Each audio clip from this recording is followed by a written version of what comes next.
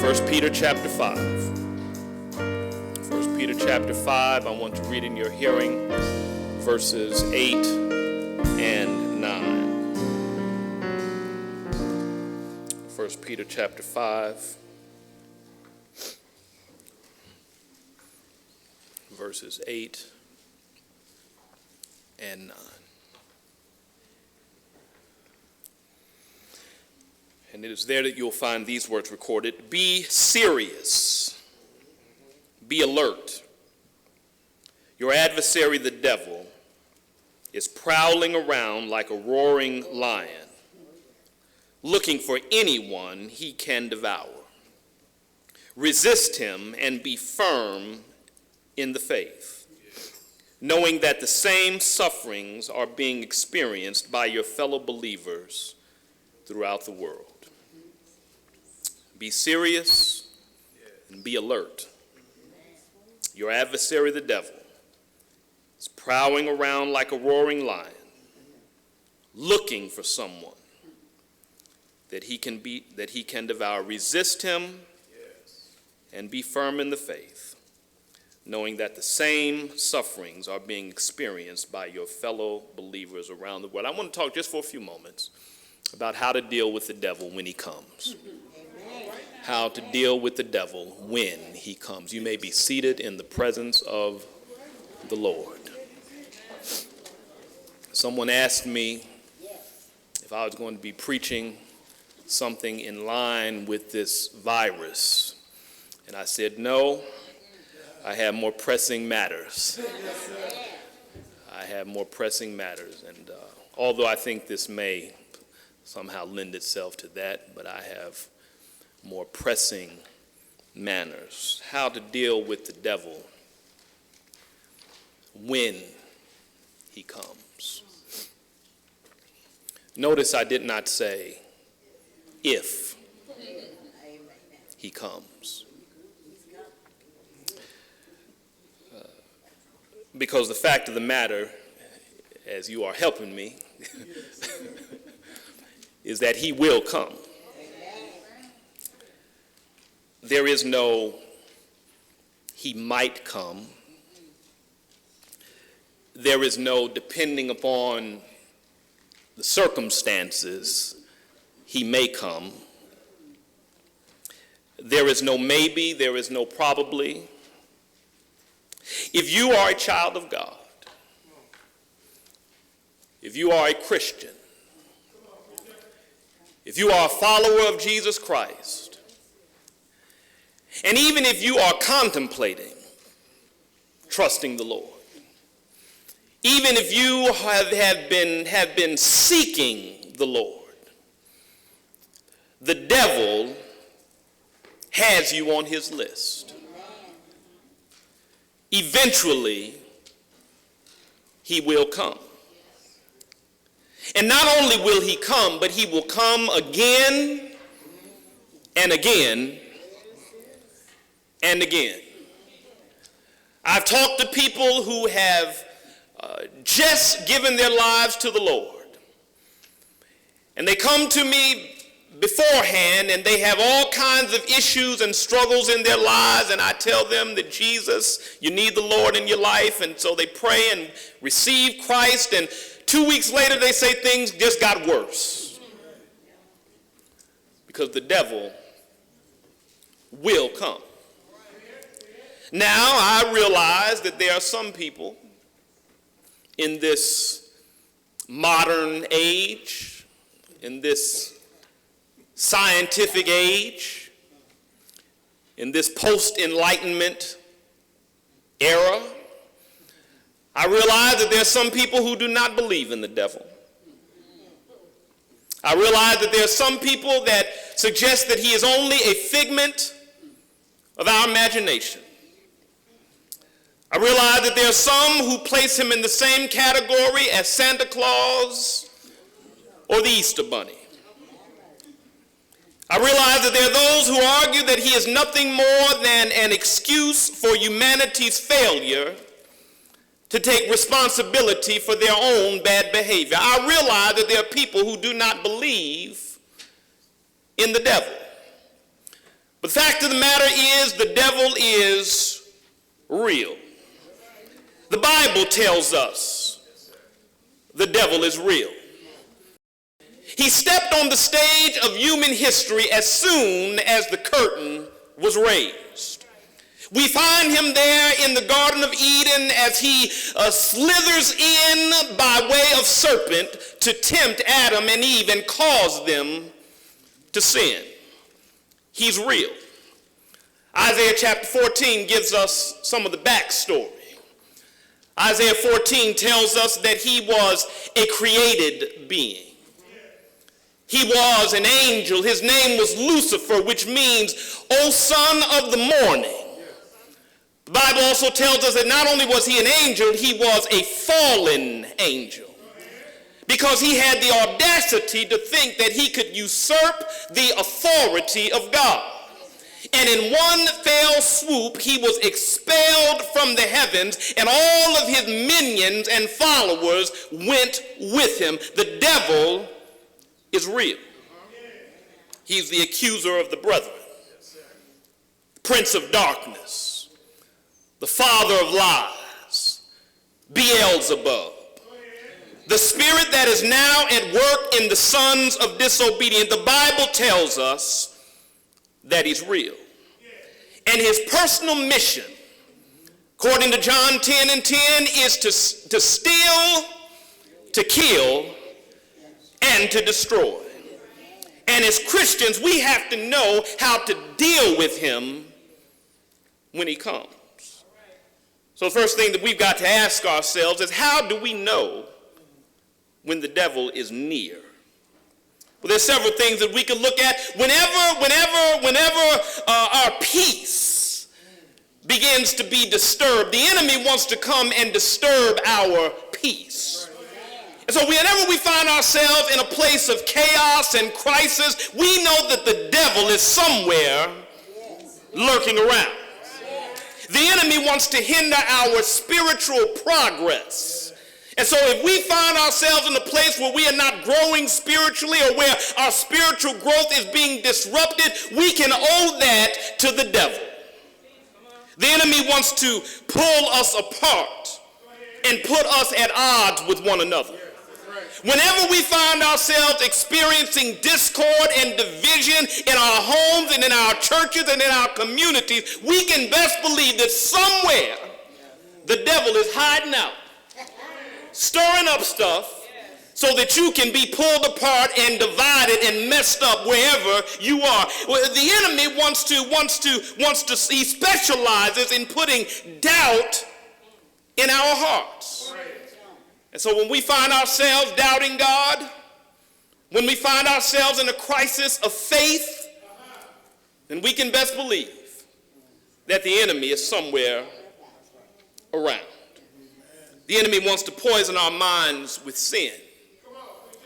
And so when we got these thoughts that we cannot seem to shake, when we got these things weighing on us that we know are unbecoming of a Christian, when we got things that keep entering into our mind that we know that God does not like, then we best believe that Satan has something to do with that. And so as believers, when we begin to see these signs, we've got to ask ourselves, how do we deal with the devil when he comes? 3 very quick points, and I'm going to be out your way. First of all, according to this text, we've got to be ready for his attack. That's the first thing we have to be. If we're going to be ready, if we're going to deal with him when he comes, we've got to be ready for, if he's going to come, we've got to be prepared for his attack. Notice in the text, Peter issues a double imperative. He says, be serious and be alert. Some translations render that verse, be sober-minded and be vigilant. What Peter is describing by his instructions is a proactive approach rather than a reactive approach. We've got to be proactive in how we're going to deal with the enemy. We cannot be reactive. What we tend to do is that when the devil has gotten a foothold in our lives, when he has already come in and started stirring up stuff, then we say it's time to pray. We wait until after all hell breaks loose in our lives, and then we start talking about it's time to pray. We wait for the nation to be in crisis. We wait for a virus to come, and then we say now it's time to pray. When the way that we deal with the enemy is we have to be proactive. Peter says, don't get alert. Don't get sober-minded. Be alert. Be sober-minded. Be vigilant. You see, the problem is that we don't take it seriously. We don't take Satan seriously. We don't take this notion of spiritual warfare seriously. Again, this post-enlightenment era that we're in, this modern age, we have pawned everything off to science. And we have decided that there's a scientific explanation to everything that goes on in our lives, and so we have no need to engage in spiritual warfare because it is a scientific thing that's going on, and there's nothing we can do about it. We need to let the experts handle it. But I'm here to tell you that the devil is real. And we are, as believers, have the answer to deal with the problem, and that is get on our knees and pray. But we've got to be praying, not start praying. We have to be a people of prayer. I thank God for these ladies who have been calling me up and say, Pastor, we need to make sure we're praying because something may come down the line, and we've got to be prepared for right now. We cannot wait. Because if we wait, he may get some licks in. If we wait, we might find ourselves wounded to the point where we can't do nothing. And then we got to call on somebody else to help us out to pray for us, and they might be messed up too. We've got to be alert and be sober-minded. There's no time now, saints, for getting ready. I don't know how much and how often you read Revelation. But I have these debates with my buddies who are premillennialists and pre-trib people, and I am not. And so I tell them, I say, listen, it's happening right now. And they still waiting to get raptured up. They think they're going. I'm saying, we're in it right now. You read the book. You read those 7 seals and those 7 trumpets and those 7 bowls. I believe we're right there in the beginning. Pestilence and sickness and all this kind of stuff is exactly what we see in the book. So don't be surprised as these things start happening. Don't be wondering what's going on and where's God. God is right where he has always been. He is on the throne.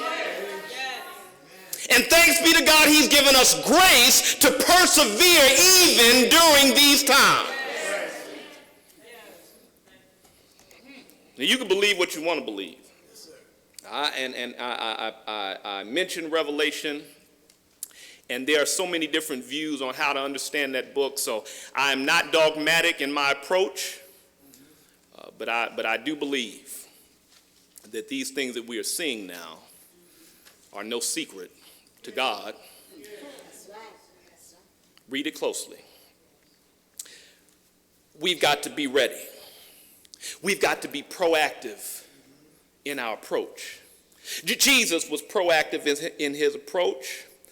Look there at Luke chapter 22, right around the 32nd verse. And he's having a conversation with Peter.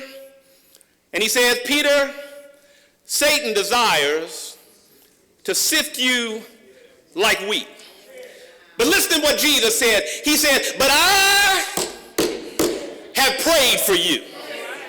It's in the aorist tense. It is a past tense word. He said, I'm not getting ready to pray for you. He said, I'm not even praying for you right now, Peter. He said, I done already prayed for you, and that prayer that I prayed back then, whenever it was good enough for when he comes to get ready to try to sift you like wheat. You will not be messed up, Peter, because I have already prayed for you. He was proactive, not reactive. Matthew chapter 3, we see the Lord beginning his ministry. He goes out just before he begins, he goes out into the wilderness to be tempted of the devil.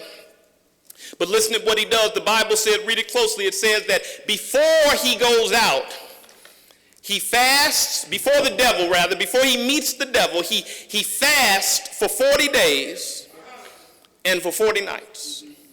Now, there is tremendous symbolism in that 40 days and 40 nights of fasting and him being in a desert place. There's a lot going on in there, and I don't have time to talk about all of that. But what I will say, and what I will argue, is that the weakness and the hunger and all of that came upon him, the weakness that was produced by fasting was exactly what he needed to give him strength to deal with the devil when he came. He did not fast after Satan came. He fasted before Satan came, so that in his weakness he could be strong to deal with the devil. In other words, he was proactive in his approach to dealing with satanic attack. And my brothers and sisters, I'm here to tell you that if we are going to be ready for him when he comes, we have got to be proactive in our approach.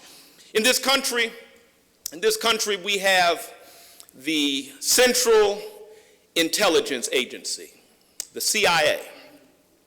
And their job, their responsibility, is to gather information about all of our enemies so that we can be ready for our enemies before they attack us. And I heard someone say one time that there's so much stuff that's going on that we never even know about. So many things that could have happened that never happened, that we never know about, because the CIA is doing their job. They are being proactive so that things don't happen and we have to become reactive. Well, my brothers and sisters, I'm here to tell you that we've got to develop some spiritual intelligence. We've got to be thinking about this notion of spiritual warfare. Paul puts it very plainly in Ephesians chapter 6. It was read in our responsive reading. We've got to put on the whole armor of God, the helmet of salvation, the breastplate of righteousness. Our feet have to be shod with the preparation of the gospel of peace. We've got to have it all on. We can't have it sitting down and then when we think the devil's coming, then we can start putting stuff on. We'll get killed like that. We have to be proactive in our approach. We have to understand that the devil will come. And part of that is being sober-minded, being vigilant, being watchful, and being ready at all times. Because, my brothers and sisters, it is serious. It's serious. And again, I will add that if we think it's bad now,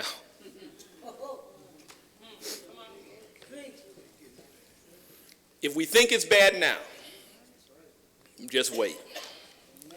Second thing we've got to be, if we're going to deal with the enemy when he comes, is we've got to be aware of his strategy.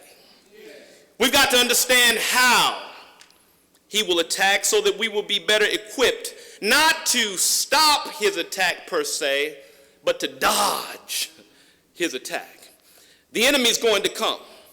We cannot necessarily stop what he's doing, but we've got to be ready so that we can, and understand how we attack so that we can dodge his attack. Peter says that he's prowling around like a roaring lion, seeking whom he may devour. Now that word devour means to totally consume. It means to consume destructively and quickly. It means to cause complete and sudden destruction to someone. That's why sometimes you can be sitting in a setting and everything seems to be going well, and then all of a sudden, chaos. You can be having a conversation with your spouse, just chilling, sitting around shooting the breeze. And one of y'all say one thing, And all of a sudden, it's World War III. You can be sitting around with your children, one of your kids. Everything could be fine. And all of a sudden, one thing is said, and everything just goes the other direction. All of that is because that is how the devil strikes suddenly, and he wants to destroy, he wants to wreak havoc in your lives. I've seen him in church before. I've caught it. I've been there in business meetings, sometime in Bible study, where everything is just going well, and then all of a sudden one person say one thing, and all hell breaks loose because that ain't nobody but the devil. It's not the person, it's not what somebody said, it's him trying to get all up in what God is trying to do. But the only way we can deal with him is we got to recognize how he attacks. We can be living life, everything could be well, and somebody cough. And then somebody else cough. And all of a sudden, we wearing masks, we not going to church, we closing the church doors, we not touching nobody, we ain't holding hands, all because the devil is here to devour us. Trying to devour, to destroy us violently, to consume us completely. That's what he wants to do, my brothers and sisters. Another key word there is roaring. Devil is like a roaring lion. Lions roar for various reasons, but one reason is to demonstrate their power and to instill fear. Lions roar to intimidate. I was up all night trying to figure out why lions roared. To intimidate its foes. Lions live together in what is called a pride. Wolves are in a pack, lions are in a pride.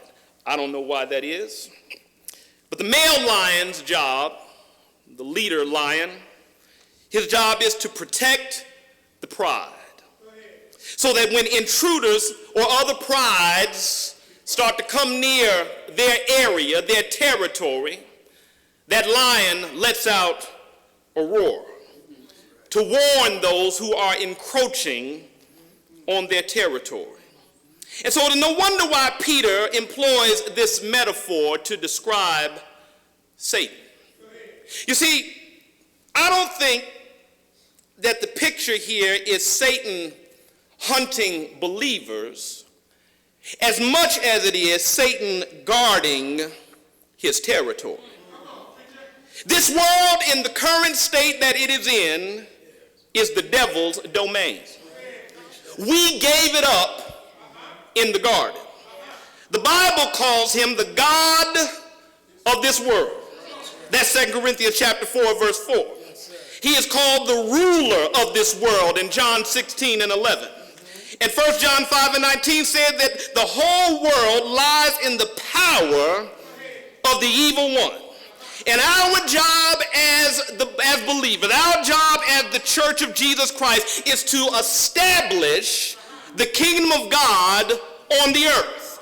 Our job is to lay claim and to reclaim that which belongs to God, and Satan is prowling around the earth like a roaring lion trying to scare us away, while at the same time knowing that he is already defeated. That's how that verse is supposed to work. And that's why the Bible said, greater is he that is in you than he that is in the world. That's why Jesus said, in the world you will have tribulation, but be of good cheer because I have overcome the world. We are supposed to be taking back territory. And while we're taking back territory, Satan is roaring, trying to devour us. When you got married, and you said to the world through your marriage vows that this is what it looks like, the love between Christ and his church, and then all of a sudden stuff started messing up, you were taking territory, and then the devil started roaring. When you had children and you are reproducing image bearers, people who bear the image of God so that we can take over the earth, you were encroaching on the devil's territory. And so he started warring. When we planted this church here, we were taking territory. And believe me, he started warring. But I'm here to tell you that we ain't got to be afraid of his roar. We ain't got to be afraid of his roar because we've got God with us, in us, all around us, protecting us, walking with us through the valley of the shadow of death. He's right there all of the time.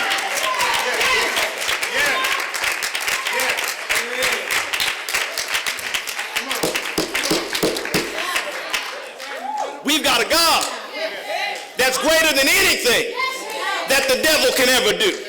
We've got a God that sits up high and looks down low, and with one whisper can make the devil flee. So we don't have to worry about him, but we do have to be vigilant. We do have to be sober-minded, and we do have to understand how he comes and how he attacks and what he's trying to do. He's going around like a roaring lion, seeking whom he may devour. Last thing we need to understand, if we're going to deal with the devil when he comes, not only must we be ready for his attack, and not only must we be aware of his strategy, but we've got to be strong in our faith. It's paramount. We cannot negotiate this one. We've got to be strong in our faith, because being strong in our faith enables us to do what Peter is saying we've got to do in the text. He said that we've got to resist the devil. Notice what he does not say. He does not say put on your boxing gloves and go out and try to fight the devil. Does not say that. He does not even say take an offensive position against the devil. What he says we've got to do is we've got to resist the devil. What does resistance look like? Come back again with me to Matthew chapter 3. That same scene, Jesus being tempted in the wilderness. He has fasted 40 days and 40 nights. And here comes that old serpent talking junk to Jesus. If you're hungry, Jesus, then I have a solution for you. To take these stones and make them into bread, and you'll be all right. And Jesus reaches back to Deuteronomy and pulls it up and says, man shall not live by bread alone, but by every word that proceedeth from the mouth of God. That's how he resisted the devil. He threw the word at him. But then the devil came back. We don't know how long they were out there, but he came back at some point, and he said, well, I understand what you're saying about that stone and bread stuff, but I heard that if you throw yourself off a cliff, that your angels would scoop you up. And Jesus came back, looked back in the Old Testament again and said, listen, thou shalt not tempt the Lord thy God. So Satan went away again, because he got hit with that word, and the word hurt. But then he came back a third time, and he said, look here, I know you're hungry. I know it's hot out here. I know that you've had a long 40 days and 40 nights, but look here, I'm going to show you all the stuff that I own. I'm going to show you all the kingdoms of the world. See those nice plush valleys? See all of that water trickling down through those streams? See all of that cattle and all those sheep that you can have to eat right now? I can give you all that if you would just bow down to me.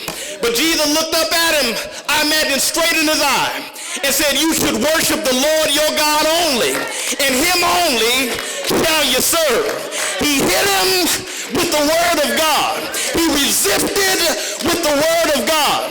And the Bible said that the devil went away, and he didn't come back right away after that, because he was wounded by God's word. And I'm here to tell you that if we're going to deal with the enemy, we cannot fight him, but we've got the same word of God by which we can resist him. You know, when we look back during the civil rights movement, we see Dr. King out there, and and all of those who were with him, following him and working with him. And we're mistaken sometimes. We say that King was about nonviolent, passive resistance. But that's not really what it was. It was nonviolent, active resistance. When we see them marching through the streets of Selma, and the police and all the dogs came, they did not start to fight, but they just kept on marching. And the dogs were biting them, but they kept on marching. And they kept on marching, and they kept on marching. Then we see them young people at those lunch counters, and we see them go in and sit down. What they're doing is they're taking what belongs to them. They sit down at these lunch counters, and we see them folk coming and pouring stuff on them and spitting on them. But you know what they do? They hold their ground. They stay right there. They hold on and they resist. They don't kick, they don't fight. They just hold on and they resist. And I'm here to tell you that when the devil comes to us, sometimes we got to hold on to God and just resist. The devil's going to try to yank us away, but hold on to God and resist. The devil will throw stones at you, but hold on to God and resist. The devil will kick you in the face, but hold on to God and resist. And one of these old days, I said one of these old days,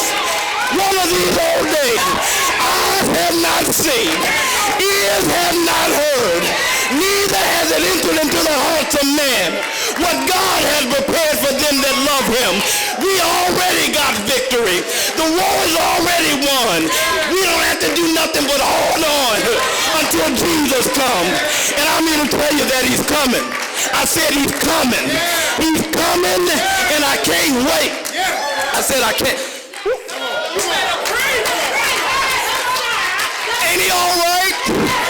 Ain't he all right?